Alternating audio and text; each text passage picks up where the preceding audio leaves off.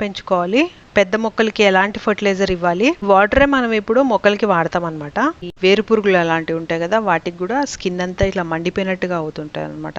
నత్తగుల్లలు ఎలాంటివి ఉంటాయి కదా, జలగలు, అలాంటి వాటికి కూడా ఇది పడదన్నమాట. ఇలా డ్రింక్ తయారు చేసాము ప్లాంట్స్ కి. రైజోబ్స్ ఉంటాయి రూట్స్ లో. మంత్స్ బ్యాక్ చాలా చిన్నగా ఉండింది, ఇప్పుడు చూడండి ఎంత గుబురుగా పెద్దగా అయిపోయిందో. సేమ్ పాట్, ఏం రీపాటింగ్ చేయలేదు, అంతే పాట్ లో ఉంది. కాకపోతే రెగ్యులర్ గా మనం ఫర్టిలైజర్ వేసేసి దాన్ని కేర్ తీసుకునేసరికి ఇంత పెద్దగా అయింది. మంచి గ్రోత్ వస్తుంది, బ్లష్ గ్రీన్ లీవ్స్ అవన్నీ వస్తుంటాయి. అలాగే ఫ్రూట్స్, ఫ్లవర్స్ బాగా పెరుగుతాయి అనమాట. చిన్న మొక్కకు కూడా చాలా మంచి ఈల్డ్ వస్తుంది అనమాట.